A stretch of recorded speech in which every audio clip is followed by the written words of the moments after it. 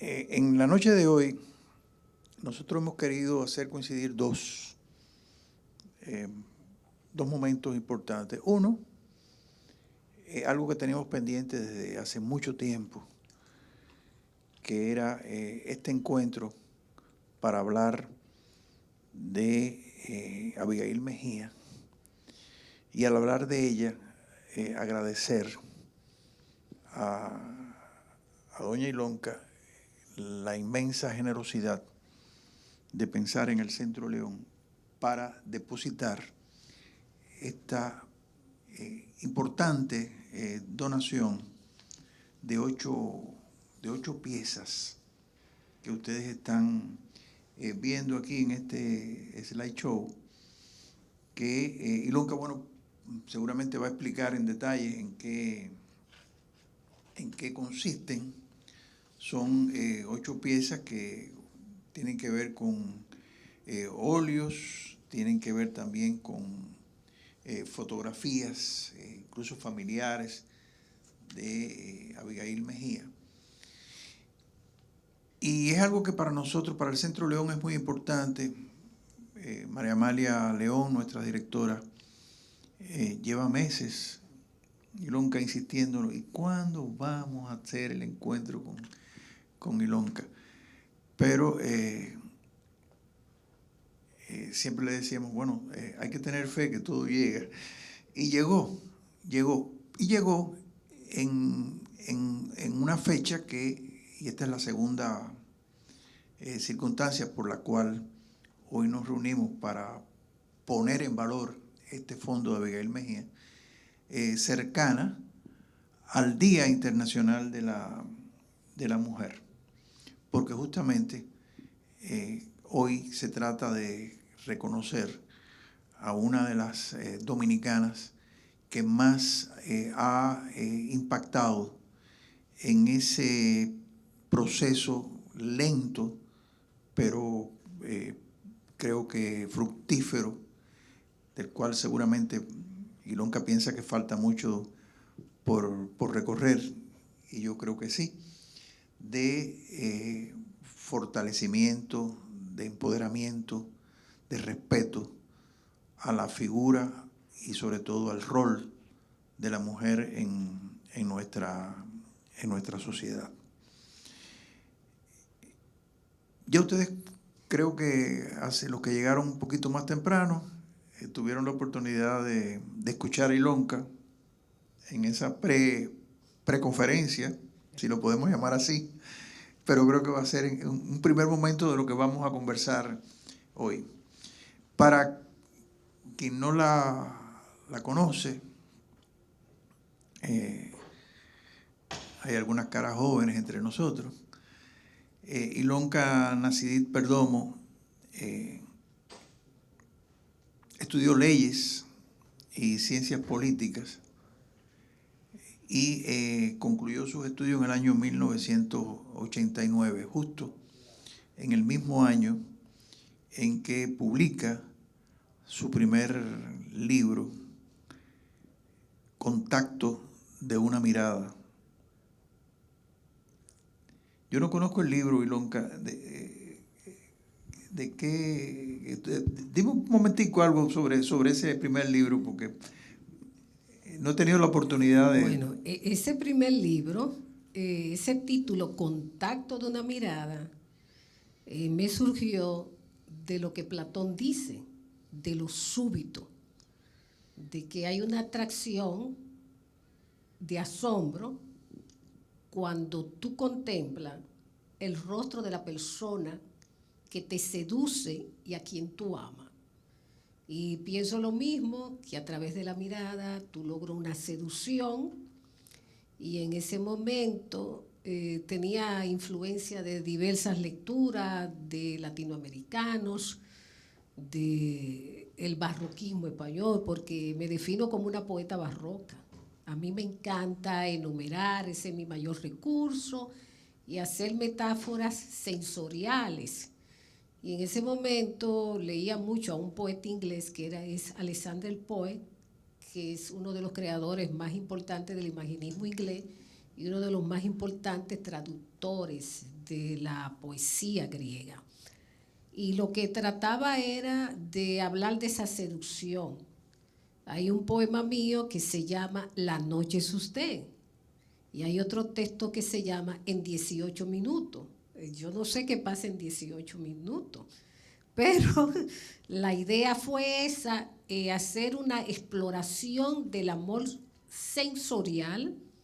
Ahí están mis primeros poemas, fueron incluidos unos, otros no fueron incluidos, y como dicen los críticos literarios de la época, de la generación a la que pertenezco, que es la generación del 80, donde hubo como 16 o 17 autoras jóvenes, y Ilonka fue la última en publicar. Cerré la década en 1989 publicando de mi generación el poemario. Hasta ahora el poemario no ha resultado en el olvido, porque ese poemario, que tiene un largo prólogo de 25 páginas de Tony Raffour, abrió el debate generacional, porque aquí el debate generacional quedó inconcluso en los años 40 y en los años 60, después de la posguerra, pero no se hablaba, posterior a la poesía sorprendida, de qué nuevos ismos o qué nuevas corrientes o rupturas se habían producido. Y con ese poemario se produjo dos rupturas. Primero era poesía en prosa, poesía narrativa, prosa poética. Segundo, de toda mi generación fui la única que escribió prosa poética.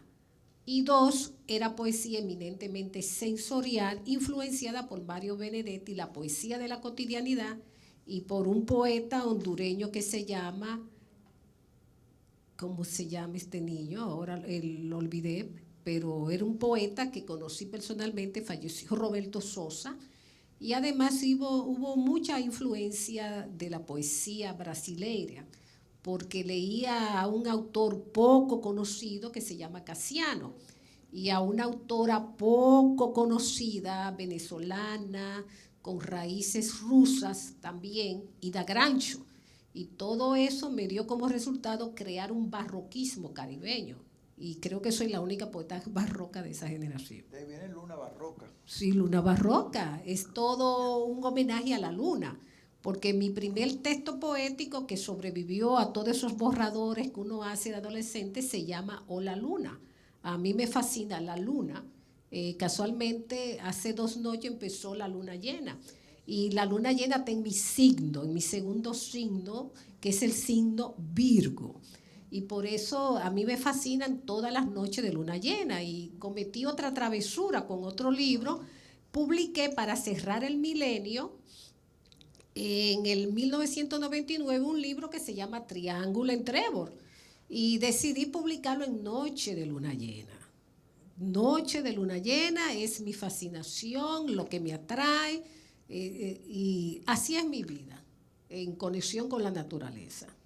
¿Y esta noche de luna llena? Bueno, quedan algunos destellos todavía, quedan algunos destellos de esa hermosa luna llena. Bueno, esa poeta, por eso me detuve aquí, porque es algo que Ilonka ha aportado a la cultura dominicana en todos estos años, yo diría, Ilonka, que se conoce poco, o no se conoce suficiente, para decirlo mejor. ¿Qué cosa se conoce poco? No, que no se conoce suficiente. Cuando hablamos, vemos Ilonka, vemos a la poetisa, pero vemos también a la investigadora, a la indagadora, a la historiadora, a la socióloga, a la persona que desde esa poeta, que creo que fue lo primero que hizo, ¿verdad?, en sus primeros caminos en la cultura, trasciende además una obra importantísima, con una mirada profunda en la historia, en la sociología, para reivindicar y para proyectar en su justa dimensión Le voy a explicar a la mujer dominicana. Le voy a explicar al don Luis Felipe y al público. el afán mío no ha sido promocionarme a mí, no ha sido lo mediático, no ha sido el exhibicionismo, no ha sido el nihilismo, ni ha sido el ego, ni ha sido la vanidad. Esas vestiduras que tienen de ordinario las personas, a mí no ha sido mi interés nunca. Y lo que he hecho es cumplir con las personas que se han ido, que son esas autoras, más de 25 fallecidas que he estudiado, y digo que a mí lo que me ha tocado es cerrar su círculo de vida. Y en lo que respecta a mi generación, lo que hice fue promocionar las obras literarias de mis amigas. Y todo lo que he hecho, lo he hecho de manera honorífica. Nunca en el sector cultural he hecho nada por emolumentos. A mí me interesa esa vida sosegada que he llevado, esa vida en bajo perfil que he llevado. No soy persona del mundo material, ni me gusta el exhibicionismo. Y en mi época se hablaba mucho de vedetismo literario. A mí no me interesa ser una vedette ni nada por el estilo. Simplemente cumplir el rol, la misión que me toca epocalmente, más nada. Y si solamente trasciende una línea de un verso, de un poema mío, feliz. Si no trasciende, no me correspondía en esta encarnación. Y me marcharé tranquila. Yo no voy a tener el disgusto de nada. Mi mochila está ya ligera. Mi interés no es ese. Creo que mi obra no la he difundido lo suficiente porque no ha sido mi afán. Porque pienso que cualquier creación que haga el ser humano, si va a ser trascendente, la obra caminará sola. Esa ha sido mi perspectiva y mi manera de vida. Entonces, esa es Ilonka Nassedit Perdomo. Sencillez, rigor, compromiso y una vocación de aportar a través de sus estudios, de su investigación, de sus indagaciones permanentes, lo mejor de ella a la cultura dominicana. El Centro León, doña Ilonka, se siente muy complacido. A mí me fascina que usted me diga doña Ilonka, porque yo crecí, mi mamá contrajo matrimonio a los 22 años. Y crecí escuchando, doña Altagracia, doña Altagracia. A mí me encanta que usted me diga doña Ilonka. Me fascina. Sí, pues a mí no me gusta que me digan don, mire usted. A mí me encanta. Mire usted. Entonces, bueno, Ilonka. Sí, lo que usted diga. No le puedo dejar de decir doña. Regáleme ese. Es que me siento feliz porque me identifico con mi madre. ¿Me puede seguir diciendo así? Magnífico. Doña Ilonka, hace muchos años que es una persona cercana al Centro León, hace muchos años que es una colaboradora indispensable del Centro León, y yo diría que es parte de este equipo de trabajo que todos los días, de alguna u otra manera, hace algo por la República Dominicana, por la cultura dominicana, con ese mismo estilo que doña Ilonka nos muestra, con sencillez, a veces con silencio, y con la voluntad de dejar una huella, no para que se le reconozca, sino para que otros la puedan transitar. Doña Ilonka, le dejo la palabra. Doña Ilonka va hoy a hablarnos un poco de Abigail Mejía, esta mujer extraordinaria, y con esto nosotros damos inicio a un proceso que le llamamos en el museo puesta en valor. La puesta en valor quiere decir que una colección que se recibe se organiza, se cataloga con el tamaño que sea y se pone en función de los públicos. En otras palabras, se comunica. Y se comunica con el interés de promover la investigación, el estudio, de promover que ese fondo sirva de base para el conocimiento, la construcción de conocimiento desde la naturaleza que sea el fondo. Después que ustedes escuchen a doña Ilonka, van a entender perfectamente el valor que tiene el fondo que hoy estamos poniendo en valor, y valga la redundancia. Ahora parecería pequeño, estamos hablando de 8 o 9 piezas, creo que 8, ¿verdad, Carlos? De 8 piezas. Pero la puesta en valor es un punto de partida para hacerlo crecer. Es un punto de partida para que todo el que tenga información sobre Abigail Mejía, todo el que tenga curiosidad sobre Abigail Mejía, venga al Centro León y el Centro León sea un punto de partida para ampliar el conocimiento y la investigación sobre este personaje tan significativo. Doña Ilonka, es suya la palabra. Muchas gracias. Ya está puesto. He titulado esta ponencia, que la tuve que escribir, es una investigación inédita, duré hasta las 3:20 de la madrugada. Lo primero Perdón, esa ponencia, Carlos, va al fondo. Yo iba a decir que tenemos 8 piezas y una investigación. Entonces, esta ponencia la terminé anoche, de madrugada. Noche de luna llena. Sí, noche de luna llena. Y la titulé Abigail Mejía, una mujer cosmopolita y pionera. Esta firma que ustedes ven ahí, esa es la firma de Abigail Mejía. Abigail nació en 1895 y la firma es de 1907. O sea, tenía 12 años Abigail Mejía. Es impresionante. Esa es la firma auténtica de ella, con 12 años. Voy a dedicar mi ponencia, porque tengo el derecho, ¿no es verdad?, de dedicar a la honorable magistrada doctora Dolores Altagracia Fernández Sánchez, miembro del Pleno de la Honorable Junta Central Electoral de la República, que vino desde Santo Domingo a estar con nosotros. Entonces, ese es el título de la ponencia. Entonces, ¿hacia dónde es? ¿Hacia adelante aquí? Como ustedes no pueden ver lo que hay en el fondo desde allá, eso es una fotografía de 1914, que la tomó, ¿qué pasó? Que la tomó Abigail Mejía.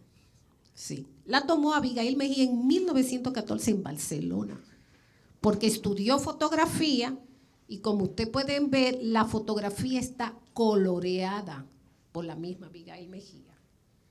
Y para poner en valor la obra de ella, tanto en óleo como en fotografía, esta ponencia se sustenta en fotografías tomadas por ella y en fotografías de su fondo y en documentos originales, que esta es la primera vez que lo voy a presentar. Entonces, para sustentar esto, escribí El tiempo es una criatura milenaria, una teoría sobre qué es el arte, para explicar el arte de Abigail. Y digo, el tiempo es una criatura milenaria, es de lo que partimos para hacer la lectura de las culturas. Es difícil conocer al tiempo. Hay quienes dicen que solo corresponde el tiempo a los sabios, y a los sabios conocer cómo va y viene el tiempo, y cómo ha ido y cómo retorna en círculos. El tiempo nos enseña a saber quiénes nos anteceden, quiénes colocaron la primera piedra o qué cantidad de rocas se empleó para que tuviéramos el bien de un testimonio arqueológico sobre el pasado. En la antigüedad pocos se ocuparon al ejercicio de la escritura o tuvieron una preocupación sobre la idea de cómo historiografiar la actividad creativa de los pueblos, que luego fue llamada actividad intelectual. Así, el subconcepto creal se hizo representación, elementos grabados, tallas moldeadas y una variedad inmensa de sintetizar lo real si fuere lo real. De la nada se construye, pero la destrucción también trae la nada.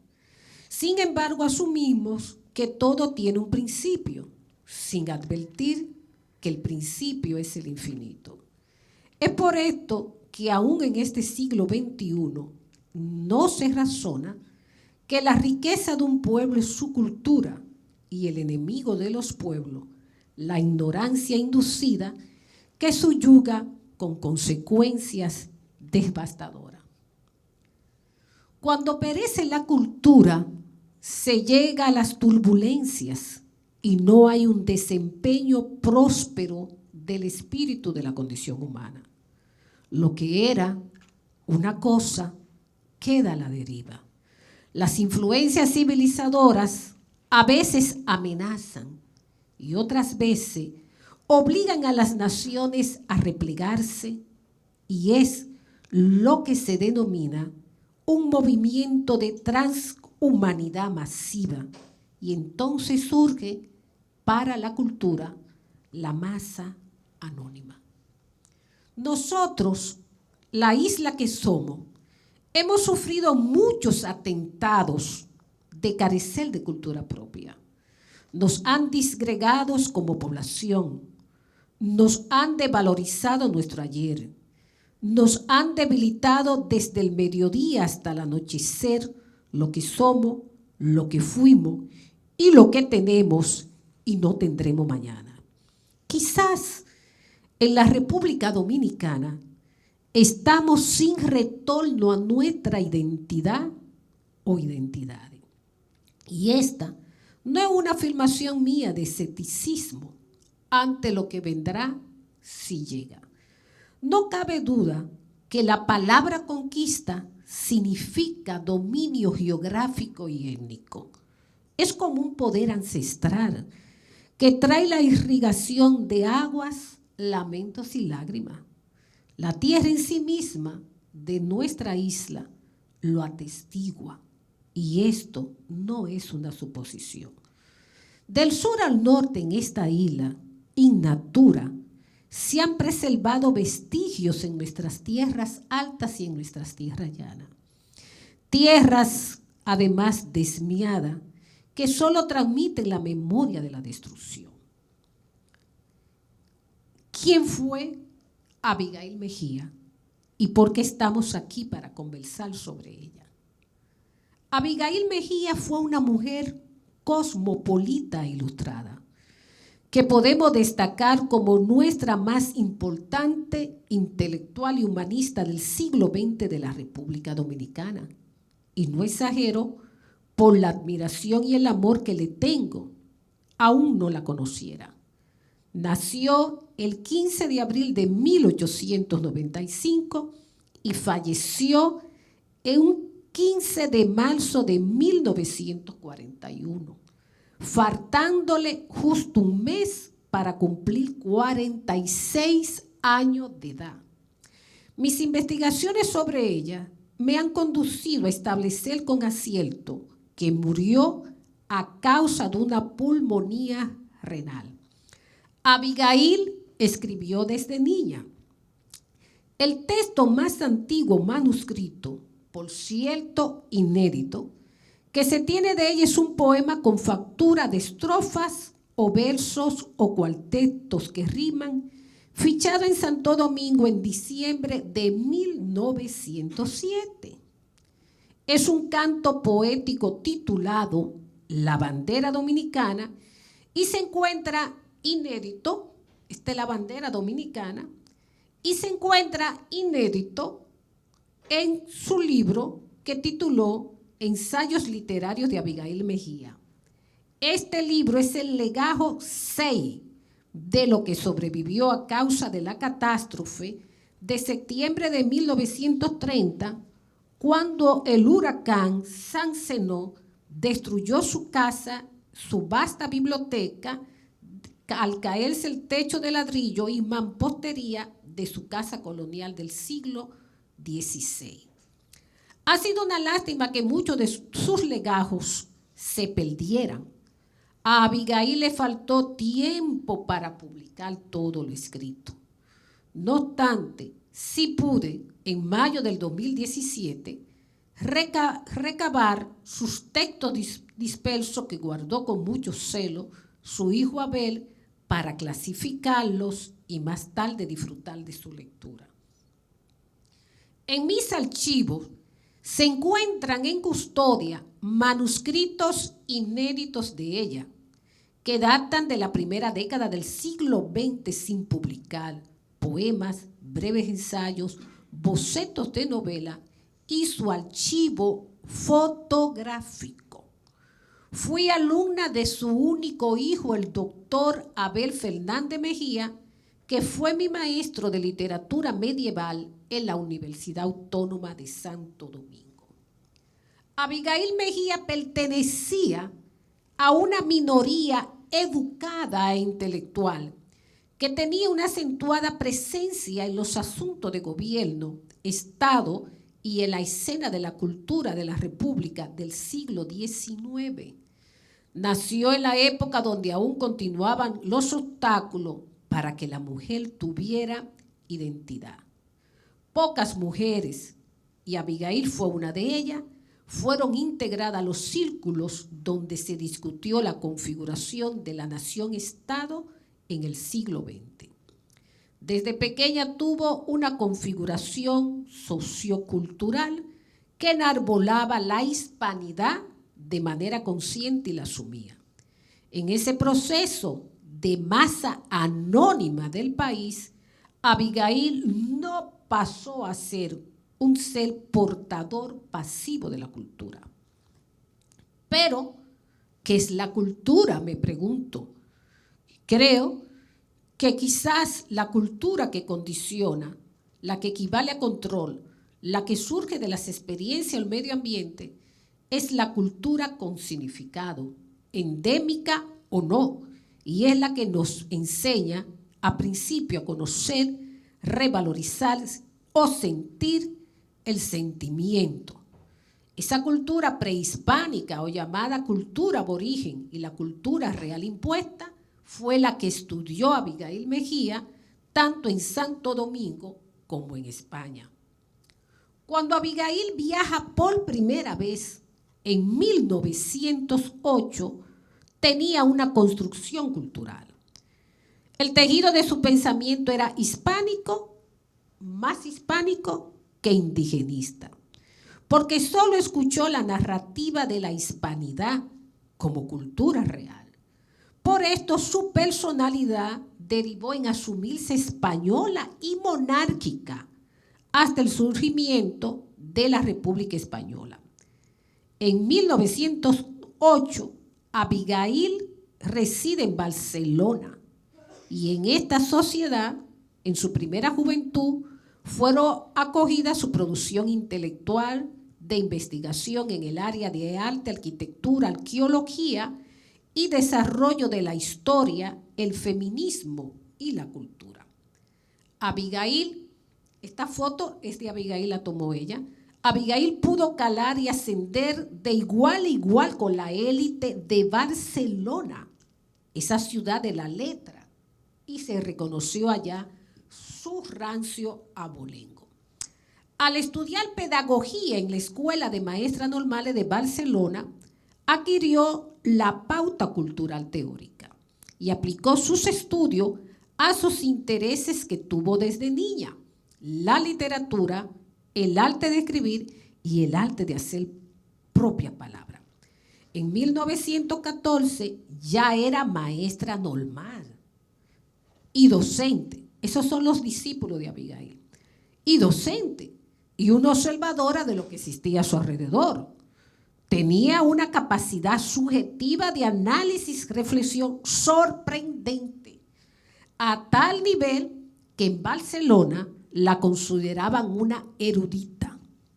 Era la única latinoamericana que publicaba en el periódico La Vanguardia de Barcelona, el medio periodístico impreso que permanece hasta el día de hoy de más importancia. Sus juicios y valoraciones eran muchísimos y su construcción cultural era de una mujer ilustrada para conversar en distinta lengua porque era políglota. Hablaba español, catalán, italiano y francés e inglés. E hizo traducciones del catalán al español que se mantienen inéditas. Abigail fue testigo en España del incipiente movimiento terrorista internacional y de la guerra de África y de la Primera Guerra Mundial. Esa fotografía está porque Abigail escribió varios artículos sobre la guerra y vivía frente al puerto de Barcelona y desde ahí ella veía el movimiento hasta de las tropas españolas que iban al África. Hay un artículo muy brillante de ella publicado en el periódico La Información sobre ese tema. Entonces, estando en Europa, Abigail tuvo una movilidad de transeúnte y viajera. Viajó a Sevilla, a Granada, a Roma, a París, a Nueva York, a Puerto Rico y Cuba. Y sorprendentemente descubrí que tuvo una breve estadía en Turquía. Los viajes fue el activo más grande que ella pudo tener para su bienestar cultural. Abigail, luego de graduarse de maestra normal, retornó a la República Dominicana el 16 de junio de 1919. Pero tuvo que salir huyendo en diciembre de 1919 de Santo Domingo a Puerto Rico y de ahí a Barcelona. ¿Cuáles fueron los motivos?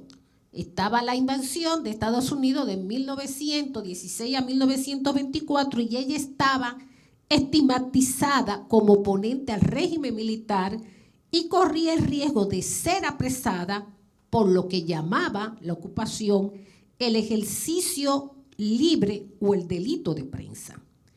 En 1922, Abigail publicó en el periódico La Vanguardia este artículo que se llama Las cuevas de Manarco, con 4 fotografías de su autoría que tomó. Porque Abigail fue fotógrafa documentalista de 1922 a 1939. Y muchas de esas fotografías se encuentran en La Cuna de América y en otros periódicos. Las impresiones que le causaron la cueva de Manarco a esta espectadora, ella lo define solamente con varias palabras. Encanto, deslumbramiento, maravilla, fantasía, genialidad, hadas y profundas fuerzas misteriosas en las cuevas. En la biblioteca personal de Abigail Mejía, este libro, encontré el manual práctico y recetario de fotografía del profesor Rodolfo Namias, editado en Madrid, con el cual Abigail Mejía estudió fotografía. El libro está lleno de grabados, de aparatos fotográficos, de cómo revelar en platino, de cómo hacer un álbum, etcétera, etcétera. Con su cámara fotográfica, que era una Kodak, Abigail hizo fotografía de Roma, Granada, París, Barcelona, San Felipe de Llobregat entre 1914 y 1916 y desarrolló lo que se llama estética pictorialista, que es a mano alzada dibujar con témpera, con óleo, los paisajes que hacía. Ahora vamos a hablar del tema realmente que nos ocupa hoy. La vida de Abigail Mejía y los museos. Esas 4 fotografías fueron tomadas por Abigail en 1925 y la de la derecha, las 2, fue cuando ella fue en 1925 al Museo del Prado de Madrid. En esos recorridos por museo, Abigail adquirió una serie de pequeños libros catálogos de los lugares que visitó. Arte arquitectónico y museo. Y de todos tomaba fotografía.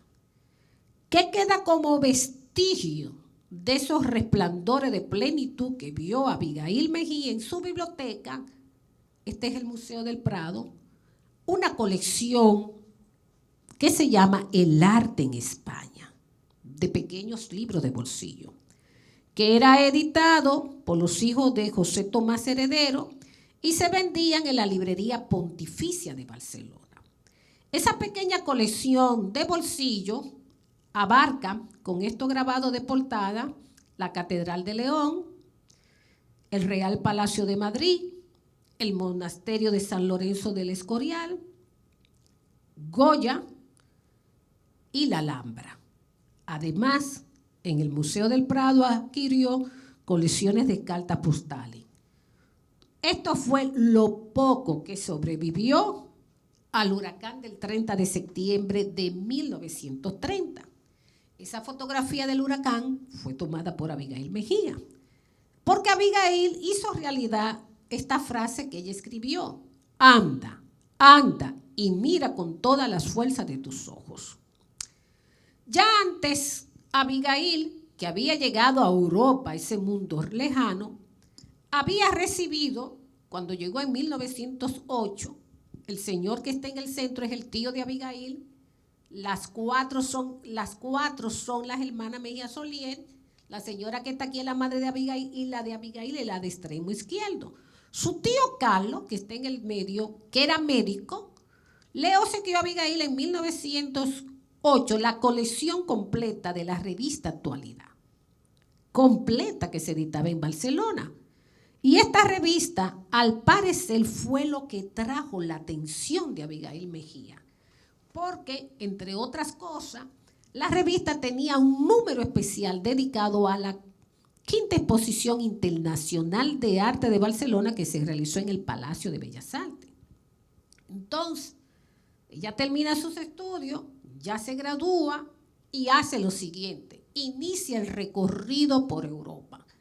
Esto que ustedes ven aquí son las carpetas originales de su archivo, donde ella pegaba, recortaba el periódico donde aparecía su artículo y ella lo pegaba. En septiembre del 23, luego de la Segunda Guerra Mundial, Abigail comienza a recorrer el museo, ya con conciencia, y visita el Museo del Prado y hace esto que está aquí, que es el diario femenino. Ahí cuenta todas sus impresiones de todos los museos en texto. Pero de ese diario solamente traigo esto. Ningún placer tan exquisito para unos ojos ávidos como el contemplar cosas bellas por primera vez. Cosas que han sido ya entrevistas por el grabado y la descripción. He venido a Madrid bajo una ilusión artística obsesionante: conocer el Museo Nacional. Cuando Abigail llega a la sala donde se muestran las obras del Greco, dice lo siguiente: aquí un contemporáneo suyo, el Greco, es una pesadilla. Mis nervios impresionables se sienten atraídos y rechazados al mismo tiempo. Quizás en Toledo llegué a amarle. Era un loco. Hay quien asegura de él, como de sus amigos gongoristas, eso que salen en La Dama del Almillo. Termino ahí la cita. Pero cuando llega donde están las obras de Velázquez, esta es la que más impacto le produce. Miro el Cristo de Velázquez. Está solo como en las iglesias el Jueves Santo. Solo entre la multitud, entre los que van y vienen por los museos. Rápidamente, como las iglesias, como por la vida. El Cristo es magnífico, cuanto se diga es poco. Recibe la luz cenital, luz del cielo, la que supuso Velázquez al pintarlo y con buen acuerdo se hizo aquí por los que lo instalaron. Cierro la cita. Ahora vamos a hablar de las ideas y precedentes de un museo nacional, que es el tema ya que nos ocupa. Estas dos fotografías, una es del Louvre, tomada por Abigail, y otra es del monumento al soldado romano desconocido que está en Roma. Los antecedentes de la idea de un museo nacional lo encontramos en la solicitud que realizada la Sociedad Arqueológica Quisqueyana en abril de 1901 y lo presidió mi honrado pariente, el escultor Ángel Perdomo. Esa solicitud es del 10 de abril de 1901 y se dirigió al ministro de Fondo y Obra Pública con asiento en el Palacio Consistorial, con el interés de que se estableciera un museo nacional. Este es el segundo establecimiento del Museo Nacional de la República Dominicana, porque el primero fue en la calle Luperón número 12, donde vivió el presidente Alejandro Bossi Gil. Y esto es la calle La Tarazana, donde estaba el Museo Nacional hasta 1970 y algo. Y ahí está esa casona del siglo XVI remodelada, que se remodeló en 1944 para el centenario de la República. Ese establecimiento del Museo Nacional era para el adelantamiento de las artes, adelantamiento para que las conocieran las generaciones presentes y venideras. Era el significado, y que se conociera ahí nuestra grandeza, sin excluir los principios históricos, la generosa extensión de nuestras industrias y nuestras artes. Esa asociación, en 1901, hizo énfasis solo en eso. Y ese dato proviene de uno de los libros más conocidos de Emilio Rodríguez de Morici, sobre cofradías, sociedades, etc. Sin embargo, eso se quedó ahí, eso no progresó, como todo en este país. Sin embargo, y este sin embargo es lo más importante, es la influyente Sociedad de Santiago que comprende que el arte es la autorrealización del ser, que justamente el arte es el retrato sociológico, el reflejo, el nexo entre creencia e invención, el discurrir del ser vivo antes y después de la muerte, la historia problematizada, la apariencia del mundo exterior y finalmente la identidad invariable y cuasi invariable.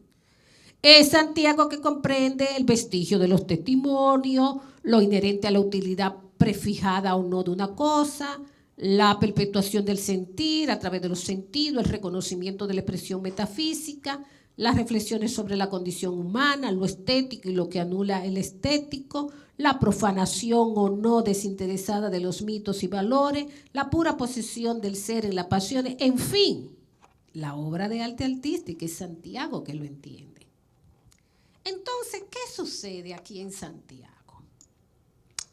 La sociedad de prominentes hombres y mujeres, ahí está Elcilia Pepín, una prominente mujer de Santiago, que dicho sea de paso, como yo amo Santiago, he solicitado al Poder Ejecutivo, y yo espero que María Amalia León lo escuche, que hagan de la tumba de Elcilia Pepín una extensión del Panteón Nacional.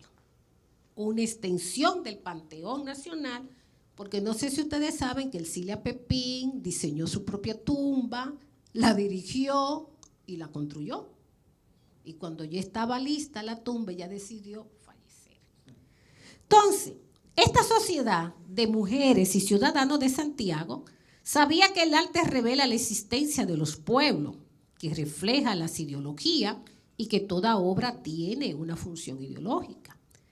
Luego de la revolución de 1903, que el país empezó a caer en el letargo de la indiferencia, en la negación del ayer, la sociedad de Santiago salvaguardia las manifestaciones prehispánicas y del siglo XIX. Y surge la idea del Museo de Santiago. Ese Museo de Santiago, del cual habla también don Emilio, surge en mayo de 1905. Y la idea fue de don Amado Franco Vidoso. Y en 1907 se estableció la junta organizadora que precedía a don Eliseo Grullón. Es importante destacar que don Amado era un prominente empresario. ¿Y por qué se decide hacer un museo? Por el desarrollo de Santiago. ¿Qué pasaba en Santiago en 1905? ¿Qué pasaba? Pasaba lo siguiente. Don Amado había creado esto, el álbum, en 1905, después que Enrique de Champ publicara el directorio en 1903. Y don Amado publica el álbum.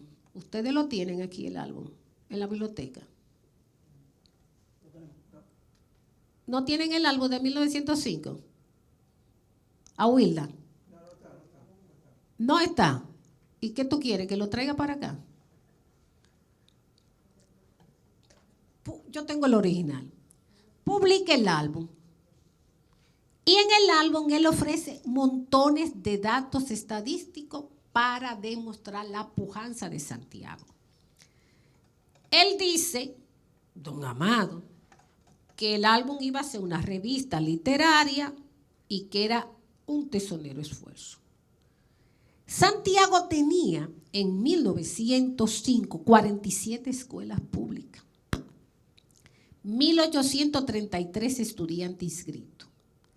En ese momento en el país había 31 periódicos y Santiago tenía 7. Tenía estudios fotográficos, librerías, imprenta, hoteles de primera y 27 sociedades públicas. Y el ferrocarril central de Santiago a Puerto Plata, que yo me sorprendí, cubría 24 rutas en primera y segunda clase. Y tenía su servicio postal internacional. Eso era Santiago.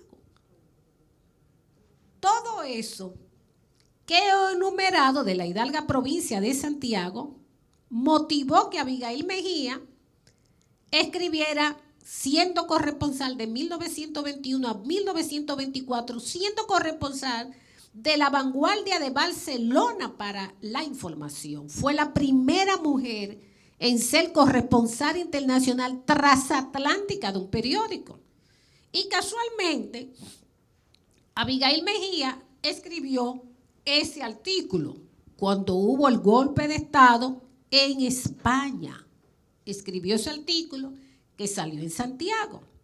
Y por ese artículo, miren la información, el original del periódico donde salió esto, el general Primo de Rivera, que era el jefe del gobierno y presidente del directorio militar, felicitó a Abigail Mejía. Toda la obra periodística de Abigail Mejía, publicada en el periódico La Información, sigue dispersa. No se ha publicado. Abigail también fue colaboradora del Listín Diario y acá uno de los temas que en 1923 Abigail trató, que es un tema de actualidad, los rusos guerreros. Todo es cíclico. Ella publica eso en el 23, desde el 23 tenemos la guerra. Entonces, es más que evidente que Santiago, la sociedad de Santiago, donde está este continente y donde está la maravilla de este continente, que es el Centro León, fue la que dio inicio a la protección, preservación y puesta en valor del coleccionismo. Fue Santiago. Con esta acción Santiago dio muestra de entender qué es ser realmente progresista y que tenía que saber un compromiso generacional sobre las raíces auténticas de nuestra historicidad con conglomerado social. Desde este punto de vista, y haciendo una elucubración de mi parte desde la filosofía del lenguaje, pienso que es Santiago la primera ciudad del país que asume la ontología regional de la región del ser llamado arte y con ello las correspondientes ciencias artísticas en calidad de contenido consciente. La sociedad de Santiago comprendió a inicios del siglo XX que si no se fundan, se establecen y desarrollan los museos, se decreta la muerte del arte. la muerte del arte, y lo comparto como un mensaje amistoso y de respeto hacia la doctora María Amalia León de Jorge, sigue siendo motivo de preocupación, de episodios de intransigencia y de la mayor crueldad, la destrucción de ciudades y el hurto de obras de arte como botín de guerra. A nosotros, a la República Dominicana, nos sucedió en tiempo de colonia, de 1492 a 1821, en tiempo de ocupación militar, de 1822 a 1844, en tiempo de revoluciones, conquista y reconquista, de 1863 a 1865, y en tiempo de la expansión imperialista de principios del siglo XX, de 1916 a 1924. 4 etapas de nuestra historia, 4 etapas de lo cual, de nuestra arte, de todo esto, no hay un solo inventario, ni una relación, ni una idea significativa de qué perdimos de nuestro patrimonio con esas 4 invasiones. Y es imposible entonces hablar de museo si no hay coleccionismo. La evidencia, señores, estas son piezas del Museo Nacional desaparecidas. La evidencia de lo anterior descrito nos dice cuáles son nuestras particularidades históricas y cómo sucedieron las expropiaciones ilícitas de obras de arte para alimentar ricas colecciones internacionales o privadas. Cuando Abigail sabe todo esto que yo he explicado, Abigail hace uso de lo que se habla en legislación del criterio de oportunidad y toma la decisión de hacer la acción épica de lograr que nuestro pasado se conozca.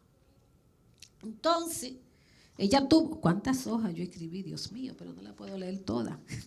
Entonces, ella hace lo que se llama tradición y ruptura para el reconocimiento de nuestra cultura pretérica.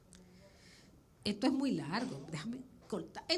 Ahí están viendo ustedes el coleccionismo de Abigail en su casa, y esto que ustedes ven aquí a la izquierda, de puño y letra de Abigail, ella nombrando piezas taínas. El caso es que Abigail hace su plan de museo. Viene de Europa en el 25, es nombrada por Horacio Vázquez en el 25, maestra normal, y ella empieza su campaña para que se logre el museo. Ella dice que es cuando va a Roma, a la Pinacoteca del Vaticano, que le surge la idea, caminando por la calle Bondameta. Ella lo explica claramente en su diario. Dice que aún estando fatigada y nerviosa, vino a Roma y entendió que necesitaba hacer el museo. Toda esa fotografía que tomó ella, como 37, la he llamado el carnet fotográfico de Abigail Mejía. Abigail retorna en el 25, ahí está visitando Versalles con la idea de hacer el museo. Y Horacio Vázquez la nombra en la escuela y ella piensa publicar en la revista Blanco y Negro, en Fémina, en el Listín, todos los museos que recorrió, todos. Digo que el año 1926 fue el año de su realización. ¿Por qué? De marzo a noviembre de 1926, Abigail seguía publicando. Es una frase de ella, cómo argumentaba para que el Estado fuera el que donaba los fondos. Ese artículo es largo, voy a resumir. Entonces, desde mi punto de vista, porque no voy a leer todo ese artículo, sostengo, ahí está ella fumando en la calle Salomé Ureña 7, porque ella vivía primero en la Salomé Ureña 3, al derrumbarse se fue a la 7. Digo desde mi humilde punto de vista que hasta prueba en contrario, Abigail fue al final quien emprendió la campaña y las acciones para crear el Museo Nacional y demandó que se hiciera por ley para hacer visible el arte dominicano, porque ella tuvo de frente, ahí está Abigail de viaje, tuvo de frente la problemática histórica de hacer filosofía de la idea, o hacer filosofía de que la obra de arte es la suma de contenidos milenarios. Porque en Abigail estaba la intuición de que un pueblo como el dominicano, de espíritu teológico, o que va siendo teológico, obraba teológicamente. Porque eso fue lo que guió a Abigail desde su infancia. Esto es Abigail en un aeroplano yendo a San Francisco de Macorís en 1925. Abigail siguió escribiendo artículos sobre el museo, publicó su plan y en el Listín Diario es que está el trabajo más amplio que ella escribió, porque siendo Estrella Ureña, el secretario de Instrucción y Justicia ya le envió el informe completo. Yo no he encontrado el informe, lo sigo buscando. Entonces, se hace realidad el museo. Se hizo realidad el museo, escribí algo muy grande para explicarlo, pero estas son piezas del museo que ya no están en nuestro bello museo. Horacio Vázquez dictó una ley para que se otorgue 5,000 pesos anuales para la creación del museo y la biblioteca. Sin embargo, de tiempo después, es el dictador Trujillo que dicta la ley 356 de 1932 que designa el alcance de Colón para Museo y Academia Dominicana de la Historia, algo que no llegó a cumplirse. Abigail es la que redacta el proyecto de ley, pero lo presenta el diputado Castellano. Entonces, esta es Abigail en el museo, que estaba en la Luperón, fue nombrada directora de museo en mayo de 1933. De acuerdo a la revista Caras y Caretas de Buenos Aires, un artículo que firmó la periodista Adelia Di Calo, Abigail fue la primera mujer en todo el continente americano en ser directora de un museo. Ella continúa estableciendo contactos y relaciones internacionales. Ahí puse varias cartas que ella recibió donde se la dirigen, directora del museo, etc. Y luego escribe la guía de cómo visitar el museo. Se crea la comisión asesora en 1933 y Abigail es nombrada la secretaria y tesorera. Y realiza la importante exposición de la reliquia del general Luperón, que no sabemos dónde está. Final. Tiempo después, antes de fallecer Abigail ya tenía síntomas de agotamiento por su larga jornada en la escuela y en el museo. Publica en 1939 el catálogo. Este es el famoso catálogo que apareció como papel actualmente, y ahí ella enumera todas las piezas, pero dice ahí que habían más de 5,000 piezas clasificadas. Estamos hablando del 33 al 39. Y menciona las distintas salas. 5,000, ella lo dice aquí. El museo comprende más de 5,000 objetos agrupados en salas de arte moderno, arqueología, próceres, arqueología, armas e hierro y numismática. Ella participó como directora del museo en 2 eventos internacionales, en la condición de arqueóloga. En la reunión interamericana del Caribe, con un estudio comparativo de los restos arqueológicos en las Antillas. Esa ponencia, por pura casualidad, llegó a mis manos y está inédita, donde ella habla de los arqueólogos, de las canoas de piedra, del hogar arahuaco, de las caritas de mono, de los monolíticos, etcétera, etcétera. ¿Qué sucede? Damas y caballeros, de ese Museo Nacional fueron prestadas a la Feria Mundial de Nueva York 160 objetos. Fueron prestados a la Feria Mundial de Nueva York 160 objetos. Pregúntenme si eso llegó al país de nuevo. Entonces, ella tuvo múltiples lecturas de grandes especialistas de las Antillas, de México, de Centroamérica, muchas cosas. y participó ese mismo año en que fallece en el primer Congreso de Municipios Dominicanos con un tema, una ponencia que también tiene inédita, que creación y fomento de biblioteca. Es largo todo, enorme, pero nada. Todo eso que hizo Abigail ha quedado en el olvido total. Y por eso llamo a este final el ingrato presente que aún permanece. Y como ha dicho Abigail, es Puerta de Luz, un libro abierto. Yo he tratado de resumir aquí como un libro abierto los afanes de Abigail por lograr el Museo Nacional, por su importante catálogo descriptivo, que lo empezó el doctor Narciso Alberti. En mayo del 31 falleció Alberti y Abigail siguió del 31 al 39 e hizo todas las notas explicativas de ese catálogo. Recientemente, en mi cuenta de Instagram, solicité que se le colocara al Museo de Historia y Geografía el nombre de Abigail, por ser ella, después de los honorables ciudadanos de Santiago, la pionera de lograr esta hazaña. Hicimos como Abigail una exaltación. No obstante, semanas después leímos en la prensa que un senador sometió un proyecto de ley para que se nombrara el museo con el nombre de un historiador dominicano, que tiene mérito. Pero creo que el museo debe llamarse Abigail Mejía. Y me parece que al no existir una sinergia entre historiadores de arte, entre investigadores, arqueológicos, y no conocerse todo esto que hizo Abigail, Abigail yace entre lo suyo como polvo, tierra y nada.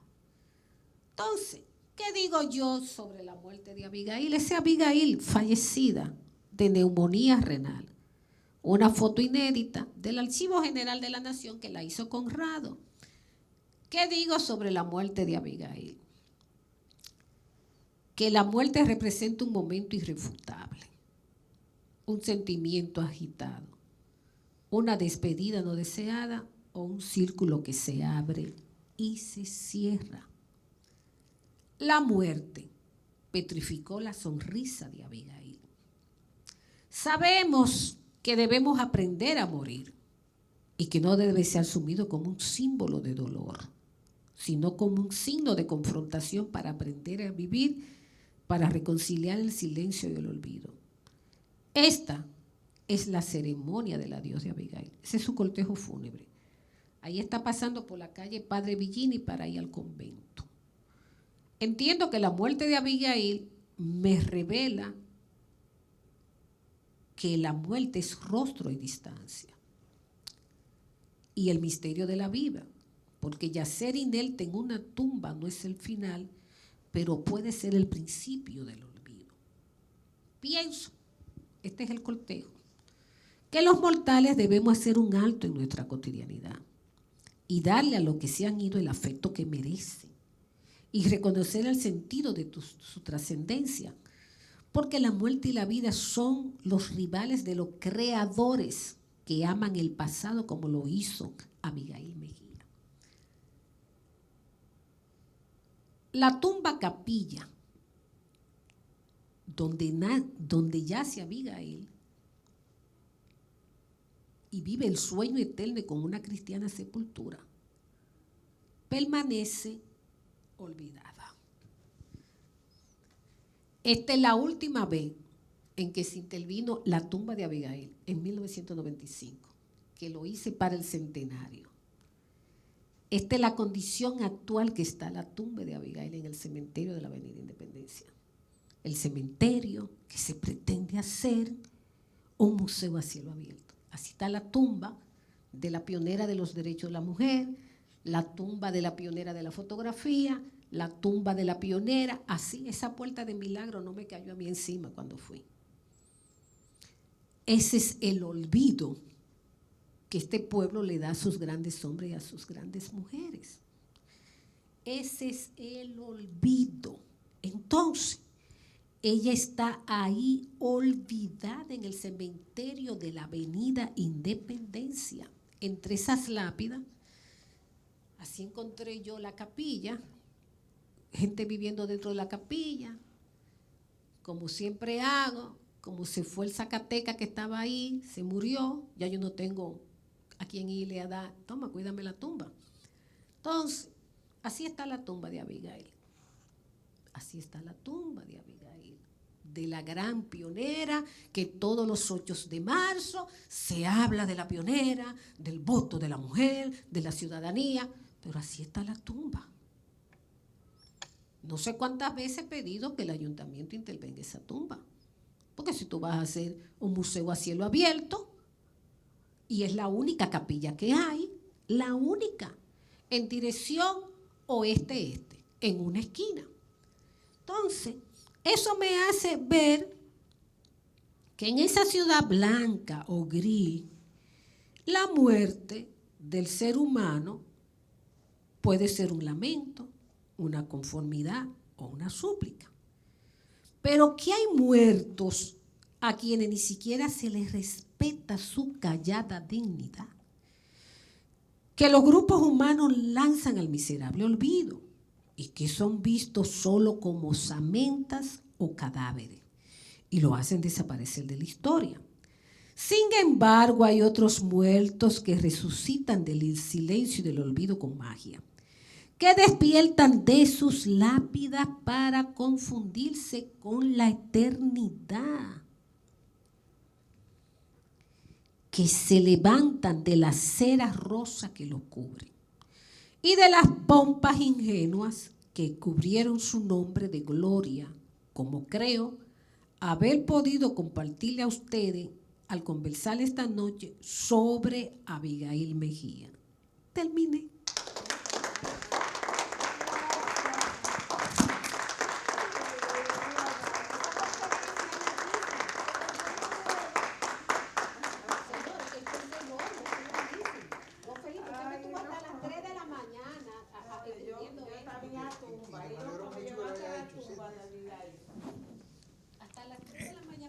Bueno, yo creo que realmente ha sido muy interesante escuchar a Ilonka, le voy a quitar el doña.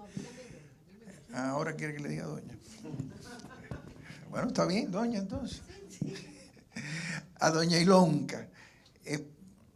Porque no solo, bueno, para mí ha sido en lo personal una información novedosa en muchísimos aspectos, y yo creía saber algo sobre Abigail Mejía.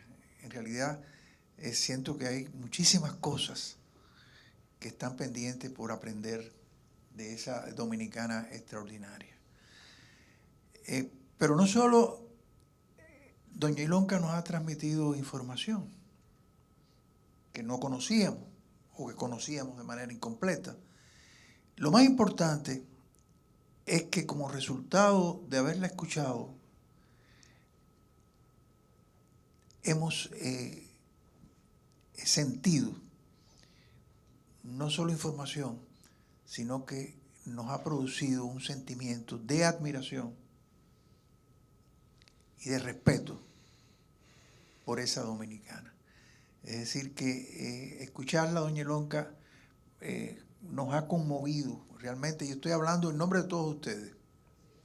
Nos ha conmovido y nos ha indicado que en esa figura hay mucho que aprender.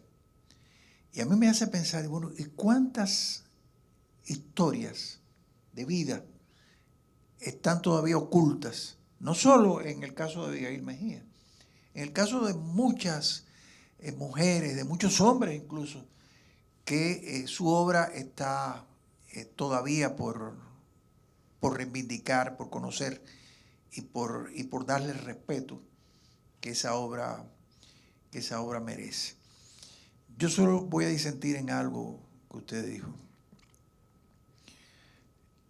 Abigail Mejía no está olvidada.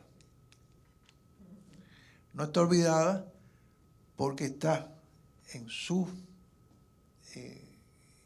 reflexiones, está en su ocupación, está en su interés y está en ese compromiso que yo sé que usted ha asumido de impedir que Abigail Mejía sea olvidada.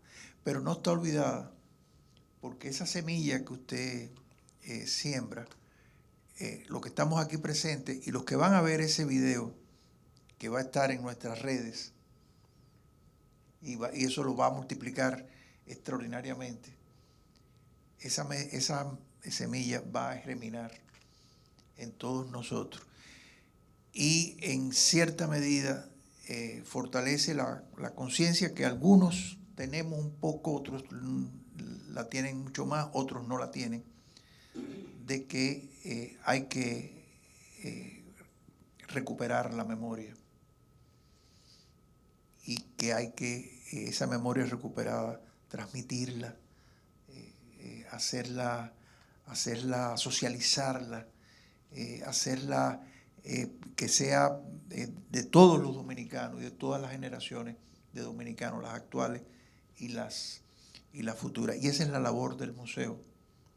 Esa es la labor que inició justamente en República Dominicana una mujer como Abigail Mejía. Preservar la memoria para estudiar lo que aporta esa memoria y para transmitirla a las próximas generaciones. Yo no estoy concluyendo, estoy sencillamente aprovechando el privilegio de estar a su lado porque quiero cederle la palabra a algunos de ustedes si así lo desean. ¿Cuál fue la razón para que ella emigrara? El micrófono porque grabamos. Muy bien. Decía, ¿cuál es la razón por la que ella emigró a Europa, propiamente a Barcelona? Bueno, por las informaciones que me dio su hijo, el doctor Abel Fernández Mejía, el divorcio de sus padres. Ella era la hija de Juan Tomás Mejía Jicote, que fue ministro de Lili, conservador, que se oponía, si mi memoria no me falla, a la educación racional. El divorcio de los padres. Sucede, la historia es larguísima. La mamá de Abigail era descendiente de belgas. Cuenta la historia que en esos afanes del siglo XIX, cuando había mucho exilio por la lucha entre los conservadores y los liberales, usted sabe que muchos dominicanos íbamos a Curazao, a San Tomás, a Puerto Rico, a Cuba. Y la mamá de Carlota Solier, que era la mamá de Abigail, tenía su esposo en Curazao un negocio de provisiones. Estamos hablando aproximadamente de 1867. Aproximadamente. En viuda, ella se llamaba Petronila de Win, era descendiente de belga, vivía en Curazao con su marido, que era francés, en viuda con una sola hija, que es Carlota, la mamá de Abigail, se quedó viuda y muchos dominicanos debían dinero en Curazao a ese almacén, esa tienda de provisión. Ella vino con Carlota en brazo a cobrar esas deudas. Y en medio de esto, conoce a Juan Tomás Mejía Cote, que había enviudado, y Juan Tomás se casa con Petronila, se casa, el anterior se casa, y nace, se casa, esa Carlota, que era la hija de Petronila de Win, con Juan Tomás Mejía y Cote, que había enviudado.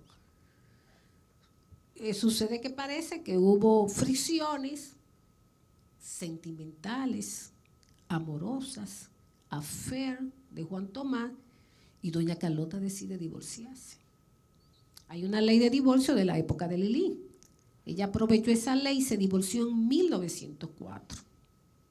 Fue el primer divorcio de esa categoría de un ministro, porque él seguía siendo ministro.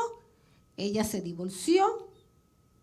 Doña Carlota tenía familiares en España, y en Francia, y decidió irse con sus 5 hijos. Y los 5 hijos estudiaron allá. La más pequeña era Elisa, 5 años menor que Abigail, y murió en 1914. Le dio la gripe de la influenza, que ya era el antecedente de 1918, murió y fue sepultada en Barcelona. Abigail escribió un largo texto sobre el fallecimiento de su hermana. Esa fue la razón, el divorcio. Y ya usted sabe la historia, ella fue la primera dominicana en graduarse de maestra normal, fue alumna de María de Montessori. Pero ella seguía con la ilusión que tenemos todos de la patria añorada, del sueño. Publicó en como 6 periódicos allá, ya era un intelectual de alto vuelo. Estuvo en la lucha de la sufragista, del feminismo catalán, con Carmen de Burgos, con Concha Espina, con quien tuvo amistad con las dos. Tengo cartas de Concha Espina y de Carmen de Burgos, pero Abigail soñaba, como sueño yo hago. Imbuida por el pensamiento sufragista y feminista, vino para la República Dominicana a lograr que las dominicanas fuéramos reconocidas como sujetos de derecho. Se quedó aquí, volvió por última vez a Barcelona en 1929 a la Exposición Mundial, escribió un diario, vino por Nueva York, siguió en sus afanes y su lucha, pero se le desgastó la salud con tanta responsabilidad que asumió, se le desgastó la salud. Tuvo un único hijo, Abel. Abigail también se divorció. El marido no tenía responsabilidad económica con ella. Esa fue la causa del divorcio. Él se fue para Cuba, se olvidó del hijo, se olvidó de todo. Y Abigail fallece por neumonía renal. Eso está certificado, que tuvo 5 días de fiebre. El cortejo fúnebre de Abigail y el dolor fue similar al de 1897, cuando falleció Salomé Ureña. El desfile fue gigantesco, de personalidades, de ministros, de alumnas, etc. Esa foto que yo presenté ya en su lecho de muerte a mí me impactó. Y hice una descripción en mi Instagram de ese momento. Porque, si ustedes notan, ella tiene en un brazo un copo de algodón gigantesco. Consulté a médicos especialistas sobre qué significaba esto, pero ya yo lo sabía, que parece que por aquí era que se le inyectaba la solución para la alta fiebre que tuvo, porque esa pulmonía renal también le dio meningitis. Ella tuvo 5 días agonizando. Y esa fotografía, cuando yo la vi, Abigail con los ojos abiertos. Abigail con los ojos abiertos. Eso es impactante. Falleció con los ojos abiertos. Mi intuición, por lo poco o mucho que sé de vidas místicas, de karmas, de cosmogonía, me hace entender que ella pidió estar a sola.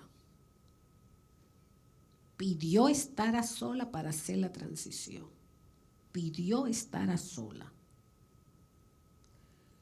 Y por el poco conocimiento que tengo, ella era una feminista católica practicante. Hay documentos de ella sobre esto.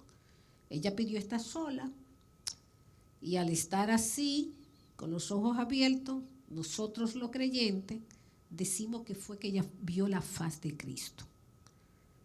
Que San Francisco de Asís también vio la faz de Cristo.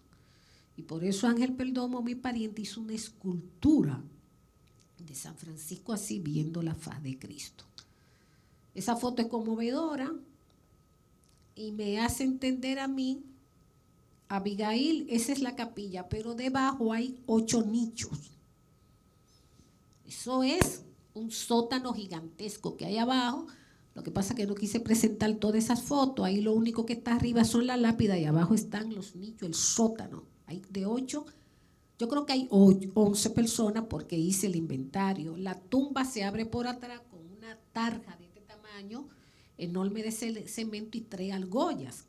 Porque esa tumba la construyó Juan Tomás Mejía Cote en 1903 y Juan Tomás murió en 1906, que era para toda la familia. Y ahí, la última fue un apellido Pitaluga, porque ya estaban entonces. A mí me hace pensar por esa fotografía y por los misterios de la vida que el cuerpo de Abigail está incorruptible. Me hace pensar que está incorruptible y que a través del dolor de esa enfermedad de tiempo, Abigail se purificó. Yo sé, porque hay un decreto del Poder Ejecutivo del 2003 que he pedido que se active, que el presidente Hipólito Mejía, por decreto, ordenó el traslado de Abigail al Panteón. Yo quiero que llegara ese momento de poder abrir esa tumba para yo comprobar esto. Ustedes ven que ella fue amortajada de blanco, con velo, y que todo lo que hay a su alrededor son flores naturales y follaje natural. Eso es un misterio, lo de Abigail. En la República Dominicana hasta el día de hoy no he encontrado ninguna foto de esa mujer, de ninguna mujer en su lecho de muerte. No he encontrado. Entonces, es una historia bastante triste. Una mujer que estaba en la plenitud de su creación, de su vida, que deja huérfano a su hijo de 10 añitos, que podía dar tanto. Es una historia muy triste, sumamente triste. Y como he escrito, Abigail se quedó atrapada aquí. No pudo volver a salir después del 29. No salió después del 29, se quedó aquí. Y yo me digo que si Abigail hubiera quedado en Europa, fuera una de las intelectuales a nivel mundial más reconocidas. Porque muchas personas que han leído sus novelas, sus ensayos, hasta de filología, de feminismo, dicen que la prosa es exquisita, en un castellano exquisito. Entonces, llevar la vida de Abigail a que se conozca es una misión que acepté, fue una promesa que le hice a su hijo Abel, porque Abel sufrió 2 trombosis cerebrales, lo que se llama ACV. Y ya el último ACV, Abel estaba en silla de ruedas, no salía, pudo ver un homenaje que le hicimos a Abigail en 1995. Y yo le dije a Abigail, mira, Abel, mientras a mí me quede oxígeno en los pulmones, no te preocupes, yo me ocupo de Abigail. Así mismo le dije. Cuando Abel falleció el 4 o el 5 de mayo de 1998. Falleció Abel. Estaba fuera del país, en una de esas islas caribeñas, en una actividad cultural. Y yo sentí ese mismo día que él falleció algo aquí. Algo. En esa época no se usaba celular. Y ese vuelo se hacía, esa isla caribeña, Martinica, Miami, Puerto Rico, Santo Domingo. Yo llegué a los 5 días. Llamé a mi mamá por teléfono desde esa isla. El mismo día que murió Frank Sinatra, yo llamé a mi mamá. Le digo, mami, ¿hay alguna novedad? ¿Ha pasado algo? ¿Me ha llamado a nadie? Porque siempre que iba de viaje llamaba a mi mamá, mami, cuénteme cómo está el clima, porque a mí siempre me preocupan las turbulencias de los aviones y esas cosas. No, todo bien, no ha pasado nada. Y yo, mami, ¿usted está segura que nadie me ha llamado? Bueno, el caso es que yo llego, malita de salud, con fiebre, tuvo un accidente mientras estuve en Puerto Rico y llegué, yo dije, yo me voy para mi país, allá me atienden. Y cuando llego, mami, me ha llamado alguien. Y mami me dice, yo te anoté, te llamó una persona, te llamó doña Nora. Doña Nora es la viuda de Abel. Y yo la llamé, Nora, me dijo, murió Abel. Y yo lo sentí ahí. Y después cuando iba en el vuelo, bajando a Miami, Puerto Rico, lo volví a sentir. Entonces, son promesas que uno hace y hay que cumplirlas. Y mis promesas, con lo que se han ido, las cumplo. Soy muy respetuosa de quienes están en la verdad, sumamente respetuosa. Y me digo que como a mí ahora, del 2017, ahora tengo más responsabilidad, porque he tenido que guardar la porcelana de principios de siglo de Abigail, la platería, los manuscritos, los libros, objetos personales, y entre ellos la llave de la tumba. La llave de la tumba. Y una serie de detalles. Y uno se pregunta, ¿cómo cuando conocí a Abel, yo tenía 22 años? Y después nos volvimos a ver, ¿cómo uno asume estas cosas? ¿Por qué? Porque no me ha pasado solo con Abigail, que he asumido, me ha pasado con otras mujeres, y al parecer es producto de que mi niñez, mis amigas eran personas de 60, 70 y 80 años. Esas eran mis amigas, con mi generación, de mi edad, nunca tuve una amistad ni una relación. Eran, como dicen ahora, con adultos mayores. Y siempre he dicho que esos adultos mayores a mí me reeducaron. Me enseñaron cosas que yo no sabía. Me transmitieron sabiduría y conocimiento. No tengo con qué agradecer a esas grandes personalidades. Zoraida Heredia Viuda Zuncar, Maricusa Ornes, Belkia Drover, Rosa Librón de Anico, Estelvina Mato. Todas esas damas me adaptaron. Malta Orga García. Entonces, ¿con qué puedo yo gratificar al universo, al mundo, al cosmos, a la naturaleza, al cielo, a la tierra, al mar? De que me haya tocado que esas mujeres me dieran parte de su conocimiento. Yo no puedo quejarme de nada de la vida. No tengo derecho a protestar, ni a disgustarme con la vida, porque la vida me dio todo. Me dio la protección, como ahora la magistrada es mi protectora. Me dio la protección de esas mujeres, el cariño, el afecto, la consideración, el intercambio. Y por circunstancias excepcionales, que aún no comprendo, me hicieron su heredera de su legado. Porque no es solamente el legado de Abigail que tengo en mi casa, el de muchas otras. Mi mamá cada vez que me veía llegar con una caja, porque yo cargo mis cosas. ¿Qué tú traes ahora ahí nuevo? Y yo, ay, mami, unos libritos ahí. Ay, muchacha, pero a ti sí te gusta cargar con papeles viejos y cosas. Mami, esto es lo que a mí me gusta. Cargar libros viejos, papeles viejos, clasificarlos, claro. Me da una gripe terrible, pero ya uso mascarilla. Y en eso es que vivo. Coleccionando manuscritos de autora, porque hay muchas personas que no han visto la letra impresa ni la firma de muchas mujeres. Porque con el tiempo descubrí que cuando muere una mujer, se guarda todo del marido, del papá, pero de la mujer no se guarda nada. Absolutamente nada. Y por eso es que seguimos, que no hemos podido tener la suficiente herramienta para reconstruir la historia de la mujer en la República Dominicana. Porque no se guarda nada. Esto es lo que puedo contar. Si alguien desea intervenir, otra pregunta, pero esta es la realidad. Mi relación con Abigail es una relación amorosa, sentimental, afectiva, de comprensión, de dedicación, de cariño, de solidaridad y compromiso. Uno tiene que asumir compromiso de afectividad espiritual. Y creo que eso es lo que le falta a este país. No hay compromiso de afectividad espiritual por valorizar a las personas. Y todo se ha ido al ámbito de lo material. Y los museos lo que reconstruyen esa identidad desde la filosofía del lenguaje, lo que he llamado la ontología de la identidad.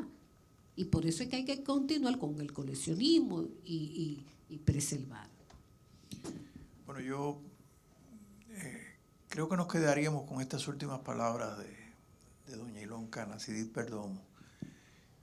Tengo la seguridad de que ustedes se han quedado insatisfechos y eso es justamente lo que se desea de estos encuentros, no que nos vayamos tranquilos a nuestras casas, sino que nos vayamos inquietos, que nos vayamos preocupados, que nos vayamos pensando que hay que seguir adelante en estos esfuerzos, que doña Ilonka es un ejemplo de cómo llevarlo hacia obtención de logros, cómo seguir sin descansar para que la memoria no se pierda.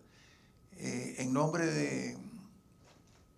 de María Amalia León, la doctora María Amalia León, nuestra directora, en nombre de todos nosotros, le agradecemos profundamente este encuentro. Creo que en la noche de hoy se ha construido conocimiento, y ese conocimiento queda registrado, y ese conocimiento desde esta mediateca y desde el Centro León lo vamos a multiplicar. Formalmente, con este encuentro dejamos constituido un fondo más del Centro León. El Centro León tiene fondos que ha venido trabajando durante muchos años y que ha colocado en la visibilidad de los dominicanos, de la academia, de los centros de investigación, como por ejemplo el Fondo Fradique Lizardo de Folclore Nacional, que en el 2014 fue reconocido por la UNESCO después de un trabajo de valorización en el registro de la memoria del mundo para América Latina y el Caribe. Y todavía no lo hemos dado a conocer. Hace un mes y pico atrás, el fondo fotográfico Bernard Didrich, ese fotógrafo de Senegal que estuvo en el Caribe durante las décadas de los 50, 60, 70, cuyo fondos fotográficos están aquí y están en la Universidad Internacional de la Florida también, fue reconocido como registro de la memoria del mundo para América Latina. Es decir, que ya tenemos en el Centro León 2 fondos documentales que la UNESCO ha reconocido en este registro. Estamos trabajando ahora el fondo María Ugarte, que lo tenemos prácticamente completo en la institución, que es un fondo de mucho valor, obviamente, también de una mujer relevante, y hoy dejamos abierto el fondo Abigail Mejía, que será también debidamente estudiado, y desde esta institución y de este espacio que es la Mediateca, que tiene la vocación de ser una unidad de investigación y documentación del arte y la cultura dominicana y caribeña, se va a estudiar Abigail Mejía. Puede contar con eso, doña Ilonka.